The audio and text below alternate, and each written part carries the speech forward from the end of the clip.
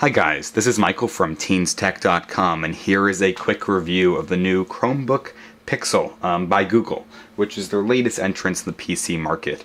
What makes this different from every other Chromebook is that this is actually designed and built by Google and the Chrome team, as well as the fact that it's an ultrabook it's a pretty much Chrome running on a super high-end ultrabook. So it has the highest specs of any Chromebook ever made, plus amazing hardware. So as you guys can see, this thing is a pretty beautiful device. It has a Core i5 processor, 1.8 gigahertz.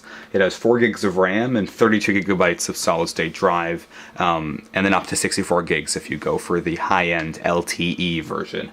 It starts at $12.99 for the 32 gigabytes of internal SSD, and then for the Verizon LTE version, it's $14.49. So you guys can see it's made of very pretty aluminum.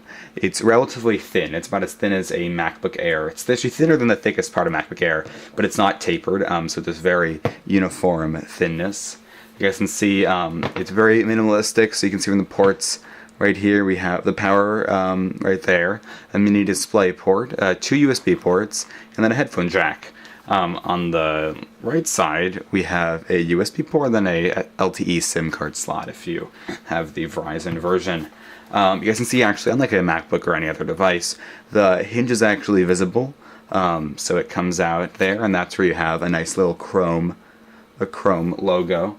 As you guys can see, with the cheap Samsung $249 device, the hinge is also visible. So they took some design style from this, but put it on steroids. So it's a really well-built device. Relatively light, I think it's about 2.5 pounds, so it's definitely very well built and very thin. Bottom is entirely clear, nothing on there except for a few little FCC requirements. One thing I like about it is that the tips on the bottom, the rubber pieces that allow it to have some stabilization and makes it friction, is very, very thin, unlike devices like the MacBook Air. As you can see here, you have some very, very thick bottom pieces, so the thickness is it's much higher on the ground. So with this, it's much more uniform and much lower profile, which is pretty cool. You can see on top we have an LED strip, which is kind of like pixels. I think it's about 5 LEDs in there. So some fun light shows that go on when you open it and close it. And some cool stuff when you do a Konami code, left, left, right, right, up, down, BA, you get some cool like light effects, which is pretty fun. So, due to the name Pixel, we might expect there to be some high-resolution display, which we have right here. This display it's actually booting up, so we have a very fast boot up, about 5 seconds. This display has higher PPI than a MacBook Pro Retina 13-inch. So it really looks super crisp, amazing resolution. I think it's like 2500 by 2200, something like that. And what's really cool is actually it's a 3x2 display rather than a usual 16x9 display or 16x10 display. Though you might lose some movie space, so you might have some letterboxing on top and bottom. When surfing the web, as the Chrome team says, I totally agree with them. It really just looks better. You have more space to read stuff, you have more space to write stuff. Things are very vertical on the internet, not very horizontal, which this display totally works with. And it doesn't feel too tall, so I definitely can see this being the future of Chromebook displays, and hopefully even the future of PC displays of any kind. You can see right here, we have a chiclet keyboard and an amazingly large trackpad that really feels like a MacBook Pro or MacBook Air. It has a Gorilla Glass on top of it, and it's a very well colored. Plus, you have some friction there, so it feels like you're sliding on butter, but you have some traction. The keyboard being chiclet style, you have a backlit keyboard as well as some Chrome-specific keys on top. You have back, front, refresh, and large, the full screen, changing tabs, and the usual screen brightness and volume. Speakers are amazingly loud, and the screen is 400 nit. We can kind of zoom in. Actually, I'll do that in a bit. Chrome OS allows for multiple users. Everything's stored in the cloud. Every Chromebook Pixel comes with a terabyte of storage, of Google Drive storage. Unlike most Chromebooks come with 100 gigs, you get a terabyte for 3 years, which is about $1,800 worth of Google Drive. So in and of itself, you'd be saving $500 by buying this device if you really do use Google Drive. So I just logged in there, even some Netflix. So as you can see, it's very clean. Background is really showing off the pixel quality. This Chromebook comes with this very cool app called Timescapes, which is just a simple video player, but an awesome video that shows the resolution of the display. So I'll kind of skip ahead here. You can see, I'll zoom in. The display really shines. I mean, let's see if you can see that. It looks like you're looking into, it makes almost a 3D effect, which is pretty awesome, especially with the phenomenal brightness. Now, you might think this is kind of loud. We actually are at a very low volume, so listen to this. I'd say the speaker is one of the best speakers I've ever seen in any laptop. I'd say it's on par with Macs, and what's really cool is the speakers actually come out of the keyboard. So if you've ever seen in a larger Mac, there are speakers on the side. This print replaces that. It comes straight out of the keyboard, and it really sounds amazing. Along with the speakers on the keyboard, you also have a microphone. You have a noise-canceling microphone on the top. I think somewhere else on the device that cancels the noise, as well as on the keyboard, so it cancels out your clicks whenever you're on a Google Hangout or something like that, which is pretty cool. Let's close that out. So I'll kind of show you the LED on top I talked about before. Whenever you close the lid, you'll see that it goes, oh, I'm sorry. Let's see, when you have the lid open, you get a blue LED right there, as you can see. And then when you close the lid, it makes Google colors, which is pretty fun. And then also, if you do, there's a Konami code to some gaming code I'm actually not too aware of. Up, up, down, down, left, right, BA. You can see, I'll show you right now.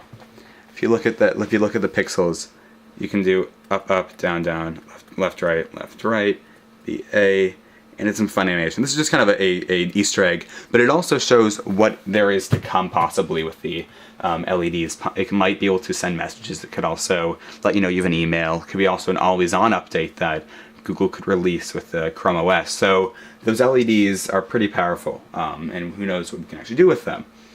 Speed-wise, this thing's a beast, I'd say. Being Chrome OS, it means a super thin client. But what happens is people don't really use the computer for many things other than the internet. You might send emails, you might edit some photos. Most of the time you're using the internet, you're reading articles, you're writing Word documents. It could be through Google Drive. You use Facebook, you use Google+.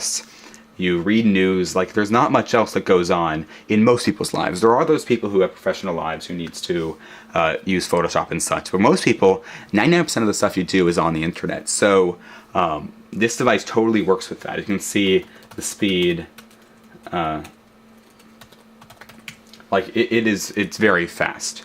And also the touchscreen works very well. So I wouldn't call it a touchscreen device, as in like it's on a tablet, but touchscreen's super nice if you want to just feel like flicking something, and it works. My only gripe is that with some large websites, the touchscreen itself works very well, as you can tell within the UI itself. It's super fluid, but when you start using the internet, it's a little laggy. Now that is all software. As you can tell, it's not hardware. So I'm sure that the Google team will fix that up in soon-ish.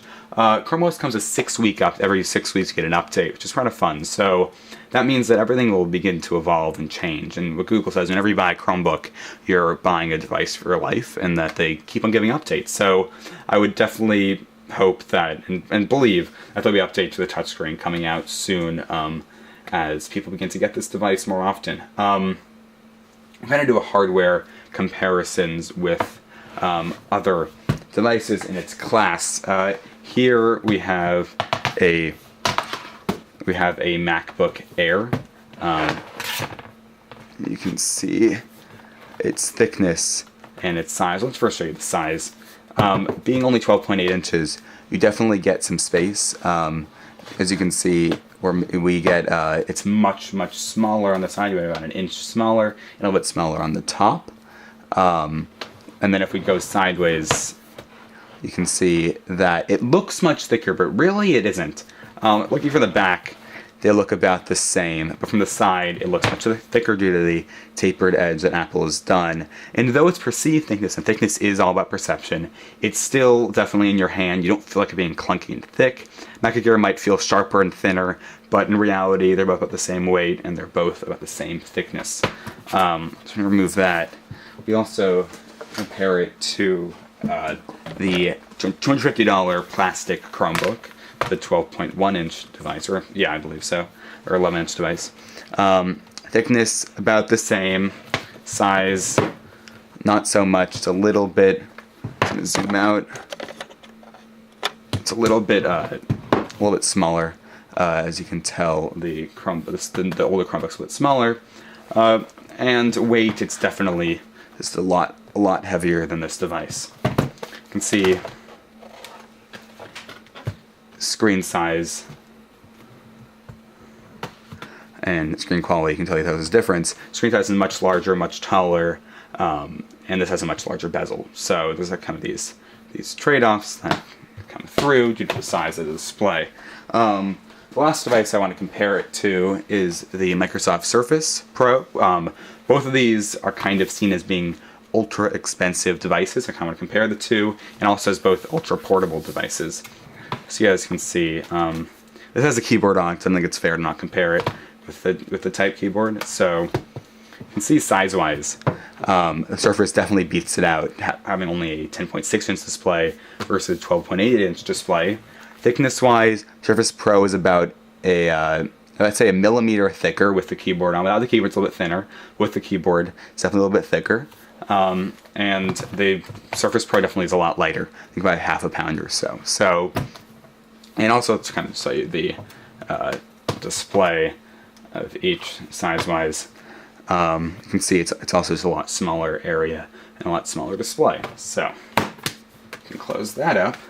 And I think I'd talk about in general who should buy this device. I'd say most people could easily live with this device. For those who buy MacBook Pros, most consumers, not professionals, who buy MacBook Pros, MacBook Retinas, definitely could be using this as a main device. Now, they might be afraid to, though, and I totally see reason for that. They're afraid that you're spending a lot of money, you're spending $1,300 on a device that really cannot do as much as a MacBook Pro.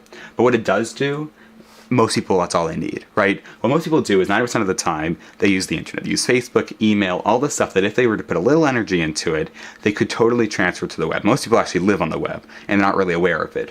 But the idea of spending a lot of money on something that can't really do as much as something else scares people. Yet what it does do well is what it can do. It does the internet better than a MacBook can. It really is faster, it's cleaner, boots up faster, it feels just better than using the internet on a Mac. I think it's because that's all it's built to do. And if anything goes wrong, you restart it. Anything goes wrong, you ship it out, they give you a brand new Pixel, and it works perfectly well because you just log in and then everything's there. So most people could totally live with this device and they'd be happy with it.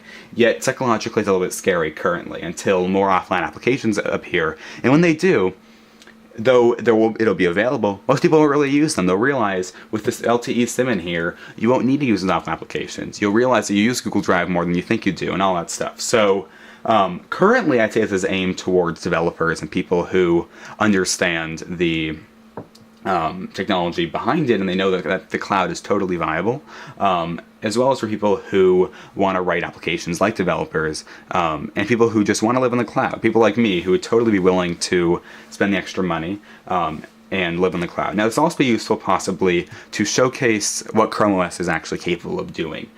This shows the speed of Chrome OS, this shows the beauty of Chrome OS, and when Google could say, by the way, here's an amazing device, but also you can get all the same stuff this thing can do in a 8th price package that's way cheaper than MacBook, so buy this instead.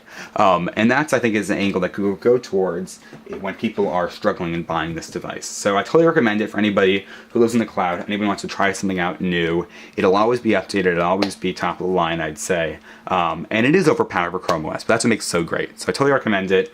It's available on play.google.com. But if you guys want to just go out and get the cheap version, you can get the Samsung Chromebook Series 3, and it's totally just as good. And maybe wait a year until this thing gets down to $600, because really, it's a proof of concept. When Asus comes in, or Acer comes in with or Samsung even, with a nice metal sleek device at $600, because it doesn't need a very high powered processor or a lot of RAM, within the next year, those will totally succeed and be a lot cheaper. So it's only a proof of concept. It's a great device recommended to anybody who lives in the cloud. Don't forget to go to teenstech.com to read more reviews and news in the latest tech world, as well as subscribe to Teens Tech Reviews and like this video. Great. See you next time.